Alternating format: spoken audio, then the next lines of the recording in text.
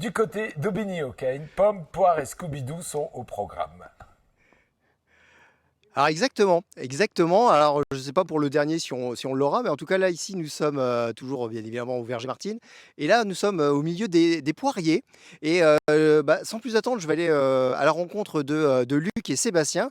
Et vous pouvez découvrir en même temps sur les images d'Esteban qu'on est en pleine nature. On voit virevolter les petits insectes, on voit virevolter tout le vivant qu'il y a ici au milieu de ce verger. Merci de nous accorder ces quelques instants pendant votre travail parce que un verger, c'est 100% du temps. Il faut être attentif en permanence. Alors, avant de partir sur des considérations un peu plus techniques sur la taille, etc., avec vous Sébastien, pardon, je vais me tourner vers Luc pour que vous nous rappeliez un peu l'histoire de ces vergers, Martine, qui sont un peu une institution ici à Aubigny-Aucaine. Oui, alors les vergers ont été créés par mon grand-père dans les années 48 ou 49. Après, mon père a repris et moi j'ai repris après de mon père. Une belle histoire de famille. Oui, depuis trois générations. Et on a la passion avec toujours autant de ferveur de génération en génération, parce que l'exploitation a grandi pendant tout ce temps. Oui, et c'est vraiment un métier très passionnant parce qu'il est toujours différent. Quoi qu'il se passe, il y a toujours une année différente de l'autre. Donc c'est pas comme... Avec ses bonnes et mauvaises surprises.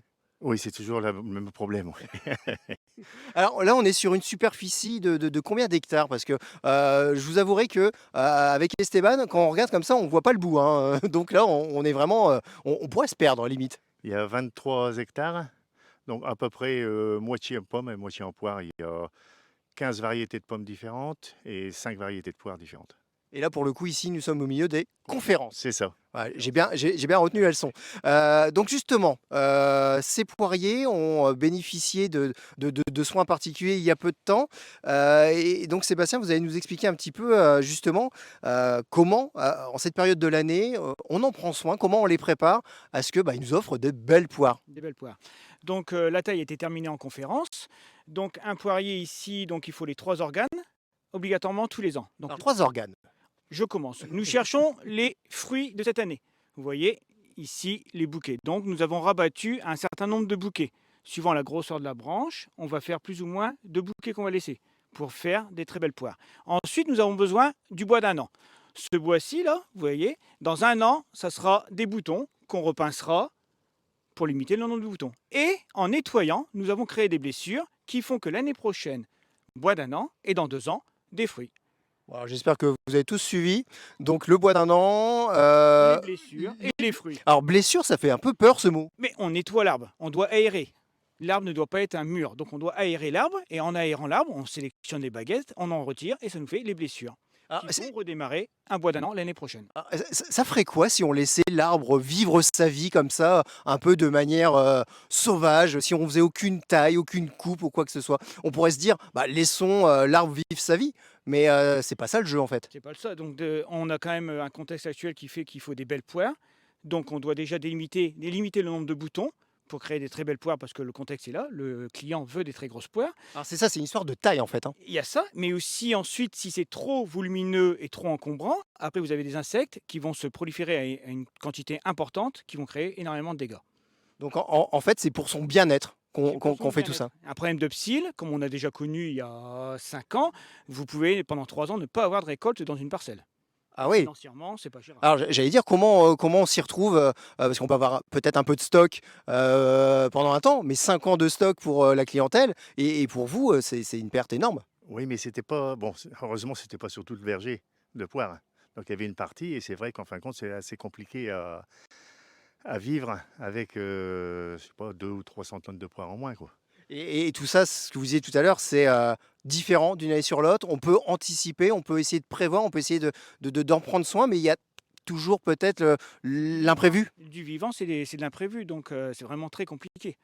Alors, on essaye de s'adapter, on essaye de faire face aux modifications aussi de climat. On en parlera tout à l'heure par rapport au fait que là, il peut encore faire froid en ce moment et comment on les protège. Mais dans un premier temps, ça m'intéresserait d'aller voir un peu les pommes. On peut se déplacer aux pommes? Voilà. Les pommiers, vous allez voir, ils sont pas bien loin, ils sont juste en face. On les reconnaît facilement ici parce que ils sont encore en fleurs.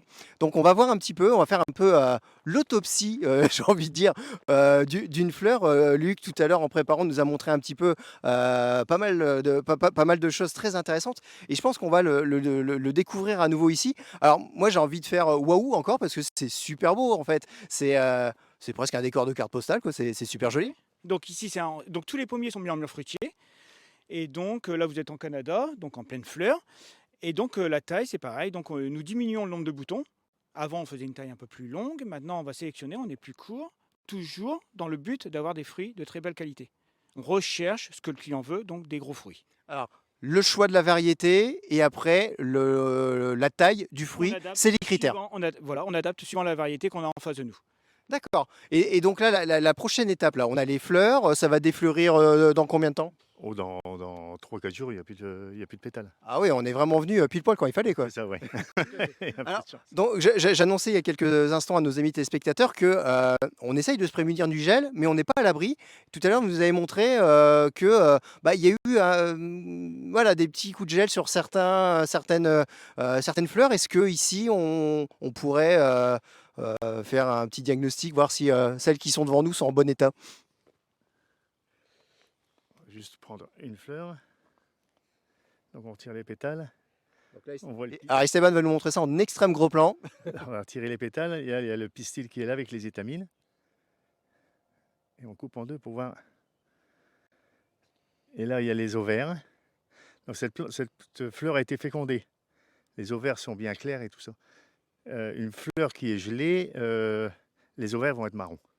D'accord. Donc pour celle-là, ça va. Bon, celle-là, celle-là, il n'y a pas de souci. En même temps, celle-là, elle donnera plus rien parce qu'on l'a un petit peu. Elle était sauvée normalement. Donc on peut supposer que ses voisines, ses copines sont en bon état et qu'elles nous offriront de bonnes pommes. Moi, je vous propose qu'on se déplace de quelques mètres d'ici quelques instants pour aller voir le système d'irrigation et de protection contre la gelée.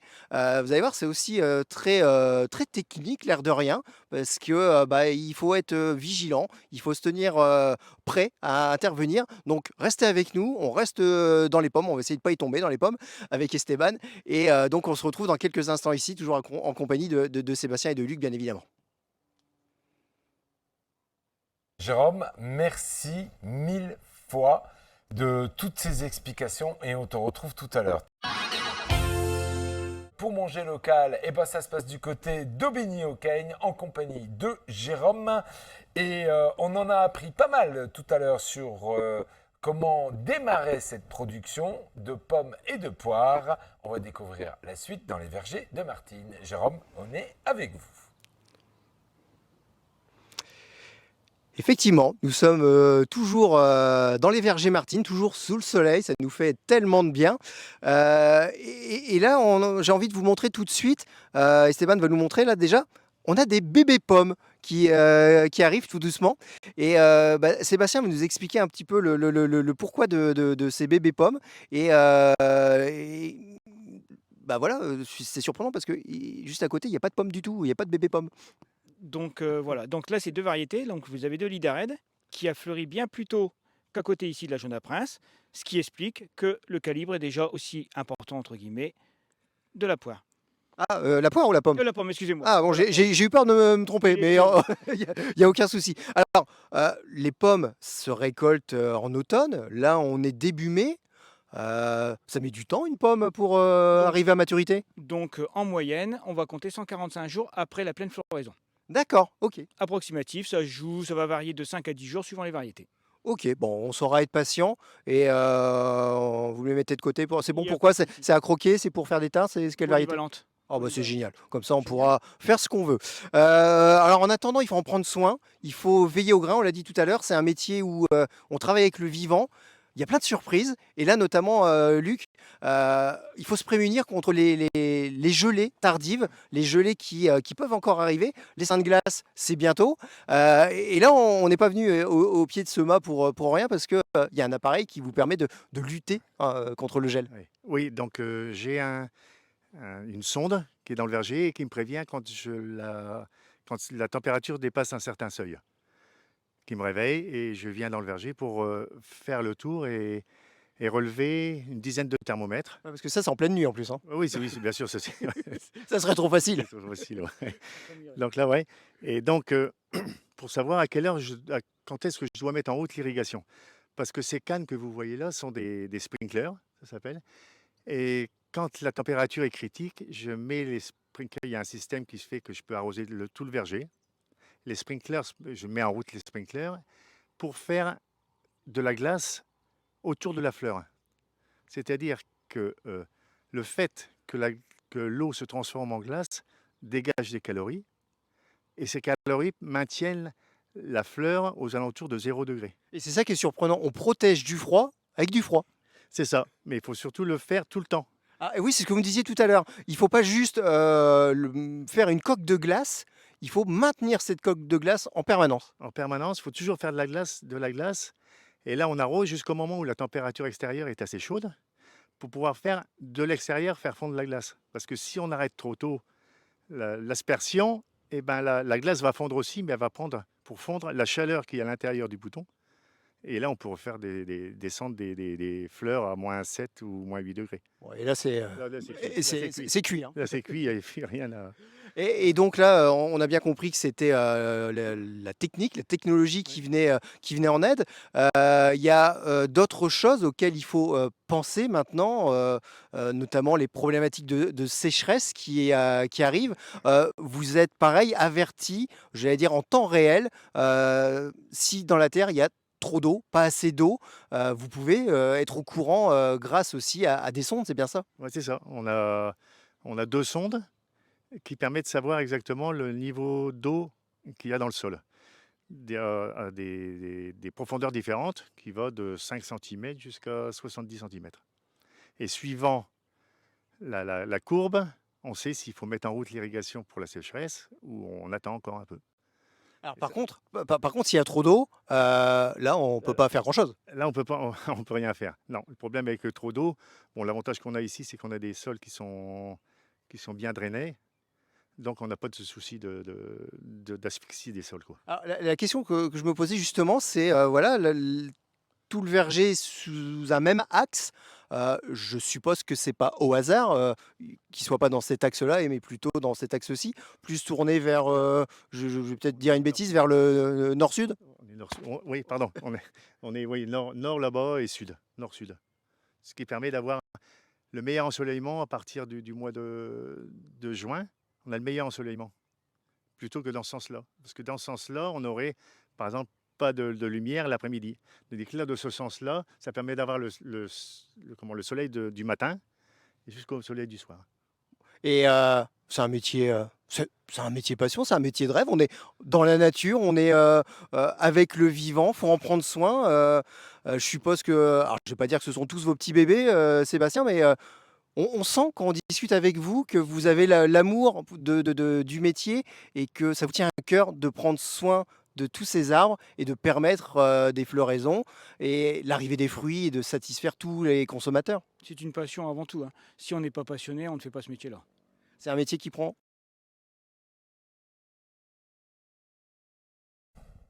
Ah, on a perdu la Pour, liaison avec pour, Jérôme. Ah ouais, ça y est, le voilà. Ah, Non, c'est on bon, nous- c'est on bon, nous a Jérôme, perdu. continue.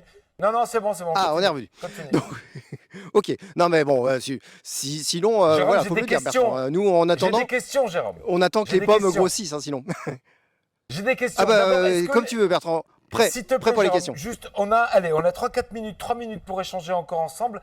Alors, première question, la durée de vie de ces arbres, c'est quoi? Alors, une première question de Bertrand qui est en plateau. La durée de vie d'un arbre fruitier, on part sur combien de temps? Allez, qui pour me... En poire, c'est beaucoup plus long. On a ici, par exemple, dans le verger, des poiriers qui ont été plantés en 64. Ah ouais. Et par contre, les pommes, c'est beaucoup plus court parce que le pommier vieillit moins bien que les poiriers.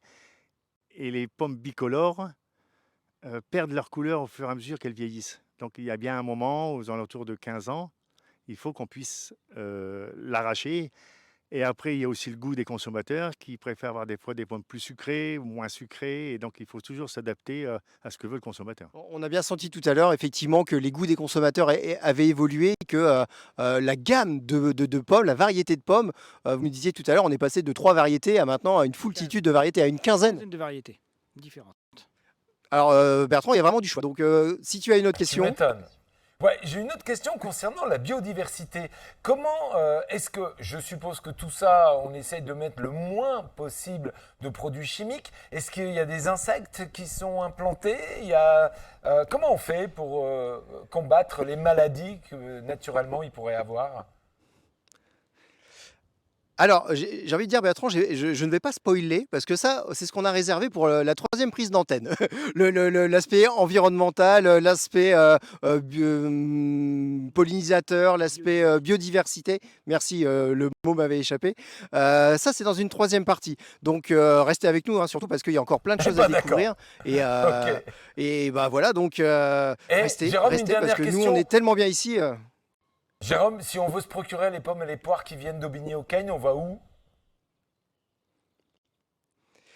Alors, une question pratico-pratique. Si on veut consommer vos fruits, on vient ici à Aubigny. Oui, le lundi, le mercredi et le samedi. Mais bon, bah là, c'est la fin de la saison. Mais sinon, à partir de septembre.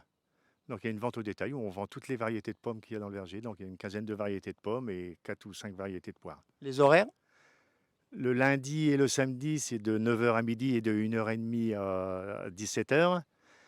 Et le mercredi, c'est de 8h à midi et de 13h30 à 18h. Bah voilà, on a toutes les infos, hein, et en plus on peut vous suivre sur les Parfait. réseaux. Vous communiquez beaucoup sur Facebook. Voilà, il y a tout ce qu'il faut. Et on peut vous dire que tout à l'heure, quand on est arrivé avec Esteban, il y avait déjà du monde qui arrivait à la boutique parce qu'on sent qu'il y a des habitués, hein. Donc nous, on irait faire un petit tour après, une fois que les duplex seront Et le terminés. Bon, on se ramassage? retrouve Et le ici pour parler. ramassage? Ouais, ouais, vas-y, vas-y. Pour parler de la suite. Alors, oui. Est-ce que le ramassage se fait à la main, avec des machines, avec de l'humain Alors, on n'y est pas encore, mais on peut anticiper effectivement la cueillette, le ramassage, mécanique, humain, ça va de pair. Donc pour la petite info, je fais la pub pour Au cœur des communes, hein, donc vous verrez des belles images dans le Au cœur des communes à Aubigny-aux-Caignes, mais on peut revenir dessus. Donc justement la cueillette manuelle et mécanique. Tout est manuel ici, donc on embauche 40 personnes en moyenne tous les ans pour la récolte de fruits qui Ah ouais, dure quand même. un mois et demi. Et donc on est parfois un peu en hauteur. Je me rappelle sur des. Donc là, il y a 2 nacelles de plateforme que nous avons qui nous permettent, pour certaines variétés, de passer plusieurs fois et de gagner du temps. Et personnellement, moi, la nacelle est indispensable parce que là, si on comptait que sur moi, il n'y aurait pas une grosse récolte, hein. Voilà. Vous voyez, ils sont à côté de moi, ils sont tous. Tout le monde est toujours plus grand de toute façon. Bah oui, mais eux, ils mangent des pommes. Alors, à toi de manger des pommes. Merci, Jérôme. On te retrouve dans la troisième partie de cette édition. Chose promise, chose due. Donc, nous allons aborder le côté environnemental parce que c'est important. Les clients, vous me disiez, Luc, tout à l'heure, se posent des questions, sont attentifs à la qualité des produits, à la qualité de ce qu'ils mangent. Et vous leur apportez des réponses plutôt positives parce que vous avez entamé des démarches qui vont dans le sens de l'environnement. Oui, c'est ça. Donc, c'est-à-dire on fait déjà partie des pomiculteurs éco-responsables, qui est un label de la profession. Et après, on s'est diversifié dans des labels qui sont pour chaque comment dire, grand magasin, ainsi que comment dire, De toute façon, tout à l'heure, vous m'avez énuméré quelques labels. oui. C'est énorme. Il y en a, c'est incroyable. Et vous m'avez dit que ça, c'est strict. Il y a des contrôles très réguliers et cela est gage de qualité. Et il faut oublier tous les préjugés qu'on peut avoir. Tout à l'heure, vous me parliez de traitement. Moi, dans mon esprit, j'ai pensé à traitement phyto, chimique, etc. On est loin de tout ça maintenant. Oui, parce que maintenant, on a des outils qui nous aident en fin de compte à cerner bien les maladies, ce qui nous permet de pouvoir ne traiter que quand c'est obligatoire, et ce qui nous permet de passer beaucoup plus rarement, au moins pour les fongicides par exemple. Par contre, on est reconnu aussi HVE3, c'est-à-dire on a suivi un système qui fait que la haute valeur environnementale, et c'est le but un peu d'être dans le verger, de ce verger, d'être le plus près de la nature. Et là, on le voit très bien parce que Sébastien, là, on est juste à côté d'une haie. Là, on va pas attendre de pommes, de poires ou quoi que ce soit. On est juste là, dans un espace où on laisse la nature reprendre un peu ses droits et recréer du vivant au sein de ce verger, c'est ça? Donc tout à fait, là nous avons une haie composite. Donc cette haie, elle sert à avoir des auxiliaires le plus possible. Ensuite, l'avantage ici, vous voyez, là vous avez une bande d'herbe, vous en avez un peu partout dans le verger comme des haies. C'est des bandes d'herbe qu'on ne touche pas à l'année, on appelle ça des zones de refuge, qui permettent aussi d'avoir une quantité d'auxiliaires qui sont très utiles et qui nous font limiter le nombre de traitements. Alors, c'est impressionnant parce que, effectivement, depuis tout à l'heure, bon, c'est difficile à voir sur les images, mais ça virevolte dans tous les sens. Alors, il y a du petit et du plus gros aussi, hein. On avait aperçu des lièvres, des chevreuils. Et malgré tout, donc, il y a encore des attentions à avoir pour protéger, mais plus sous forme de traitement. Je crois qu'il y a un petit quelque chose là-haut, là, En qui, effet. qui permet d'embrouiller un petit peu les insectes. Voilà, en effet, donc là on peut constater, je vais en prendre un, donc c'était posé l'année dernière. Donc là vous avez un confuseur, donc Un confuseur. voilà, confusion sexuelle. Donc ça dégage des hormones, ça cible le carpeau étant un papillon qui fait des dégâts dans les pommes et les poires. Et donc le confuseur des phéromones qui font que les mâles et les femelles ne se retrouvent pas, donc il n'y a pas de reproduction et donc pas de dégâts. Et donc, Ce qui nous permet de ne pas faire de traitement insecticide par rapport à cet insecte, et moins d'insecticides est très bien perçu par tout le monde, et j'imagine surtout bien. un respect de l'environnement par rapport aux auxiliaires.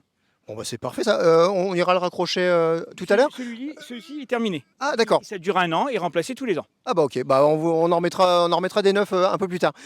Là, si on se déplace dans cette allée, on va découvrir des habitats qui ont été installés aussi. Et là, notamment une petite maison pour les mésanges, c'est ça? Voilà, un nichoir à mésanges, il y en a une vingtaine qui sont installés dans le verger, ainsi que aussi vous avez des nichoirs à chauves-souris. D'accord. Alors, chauve-souris, c'est un peu plus surprenant. Qu'est-ce qu'elle apporte, la chauve-souris, en termes de biodiversité Je ici? vais vous expliquer. Ouais, parce qu'il y a tellement d'insectes comme ça permet en fin de compte de savoir à peu près ce qu'il y a comme insectes. S'il y a des chauves-souris, c'est qu'il y a des insectes. Et plus il y a d'insectes, en fin de compte, plus il y a de la biodiversité. Et mieux c'est. Et mieux c'est pour tout et pour tout le monde, parce qu'en fin de compte, tous ces insectes qu'on trouve dans ces haies vont aller après sur les arbres pour manger, par exemple, pour les pucerons. Il y a les coccinelles qui vont se développer là, qui vont après, les larves de coccinelles vont les manger les pucerons sur les arbres. Donc un traitement en moins. Donc c'est les coccinelles, les cirfes, les chrysopes et tout ça. Et tout ça, ce sont des animaux qui se tiennent dans ce genre de haies qu'on a créé il y a 2-3 ans. Et il y a 1 kilomètre en tout. Il a fait 1 kilomètre de haies dans le verger. Et en 2-3 ans, on sent la nature qui s'est vite réapproprié les lieux. Oui, parce qu'en fin de compte, avant on faisait des traitements et on s'est rendu compte que, en fin de compte, plus on traite, et en fin de compte, les traitements n'étant pas trop ciblés, on tuait en fin de compte plus d'insectes. Il y avait des dommages collatéraux, on va dire. Ouais, c'est ça, tout à fait. Et le problème, c'est que nous, après, on n'arrivait plus à s'en sortir. Oui, parce que vous avez besoin d'insectes pollinisateurs Oui. pour que les fruits puissent arriver. Oui, ben on a ici des bourdons, des ruches à bourdons. On loue tous les ans une quarantaine de ruches à bourdons qu'on met dans les poires, qui fleurissent les premières. Après, on les met dans les pommes, on les déplace. Et puis j'ai un ami dans le village qui met des ruches à abeilles qui sont là toute l'année. Et l'avantage avec ça, c'est que avec la pollinisation, eh ben, le bourdon, lui, est beaucoup plus travailleur que que l'abeille parce qu'il peut commencer à butiner à partir de 7 ou 8 degrés, alors que l'abeille est aux alentours de 12 ou 15 degrés. Elle est un peu plus délicate, l'abeille. Oui, c'est ça. Et l'abeille va trop loin. Donc, quand il y a des champs de colza à côté du verger, Ah ouais, le colza est prioritaire. et le colza est beaucoup plus goûteux que les fleurs de pomme. Alors, on va progresser encore un petit peu parce qu'il me semble qu'il y a encore une petite attention qui est portée aux pollinisateurs, encore une petite cabane. Pardon. Tout à l'heure, vous me parliez aussi que derrière le mot traitement, il ne faut pas associer le mot traitement chimique parce que maintenant, vous êtes sur du traitement organique, c'est ça? Donc, par rapport au niveau du sol, avant on apportait de l'engrais sous forme chimique. Et là, depuis 3 ans, on a pris une décision, Luc a pris une décision de faire de l'organique, donc plus sain pour l'environnement. Et sans se jeter des fleurs, j'en sais rien, on nous a dit que les poires avaient un meilleur goût par rapport, nous on pense, par rapport à cet engrais. Tout à fait naturel. Les meilleurs juges, ça reste les consommateurs de toute façon. Tout à fait. Oui, oui, et on a eu des retours d'ailleurs sur ces poires de différents magasins, des fruits qu'on envoie à la coopérative, et les retours ont toujours été très bons. Bon, bah alors, tout ça, ça nous met l'eau à la bouche. Alors, la petite cabane, elle est là. Donc, celle-là, je suppose que c'est pas pour les mésanges parce qu'il faudrait que ça soit de la petite mésange, hein. Donc Là, on est sur quoi, Sébastien? Donc ça, c'est une maison à chrysope. Donc un chrysope, c'est un insecte auxiliaire. Voilà. Qu'on a grandement utile, voilà, qui est utile en pomme et en poire. Et donc, tous ces insectes, tous ces auxiliaires contribuent tous ensemble au bien-être, Ils sont utiles. à la vie de ce verger et sont en fait, je vais pas dire pas vos salariés, le mot m'échappe, mais sont vos petits ouvriers qui viennent vous aider à obtenir des belles récoltes. Oui, c'est ce on avait perdu depuis quelques années avec les produits chimiques. On pensait que les produits chimiques allaient tout résoudre. Et en fin de compte, on s'est rendu compte que ça ne le faisait pas du tout. Parce qu'en fin de compte, quand on met un insecticide, ce qui nous arrivait, c'est de tuer les prédateurs. Et en fin de compte, la bête qui était ciblée, elle s'en sortait largement comme il fallait, quoi. Et donc, il y avait, voilà, on cassait un peu aussi la chaîne alimentaire avec par exemple des oiseaux qui ne trouvaient plus de quoi nourrir leurs petits ou se nourrir eux-mêmes et qui finissaient par disparaître. Oui, c'est exactement ça. Donc l'avantage qu'il y a maintenant, c'est que on développe des formules qui sont pas, qui sont comment dire, propres. Si on peut dire ça comme ça. Bon, je pense qu'on peut dire ça comme ça. Bon, en tout cas, merci de nous avoir fait découvrir votre verger, votre travail. C'était passionnant. Je pense qu'on pourrait revenir faire des duplex au moment de la cueillette parce que ça serait très intéressant de vivre ça aussi. En tout cas, on espère qu'on vous a donné envie de consommer des légumes et des fruits locaux et de saison. Et on rappelle que juste derrière là-bas, il y a l'espace boutique où il reste encore des pommes de la saison précédente. Donc les premiers arrivés, c'est les premiers servis, hein. Eh ben Jérôme, Steve Jobs et un ancien président disaient manger des pommes. Eh ben manger des pommes qui viennent d'Aubigny-au-Quegne. Merci beaucoup à toi, ça a été un véritable plaisir que d'en apprendre autant sur cette production locale dans notre territoire. On te retrouve plus tard et merci à tes invités.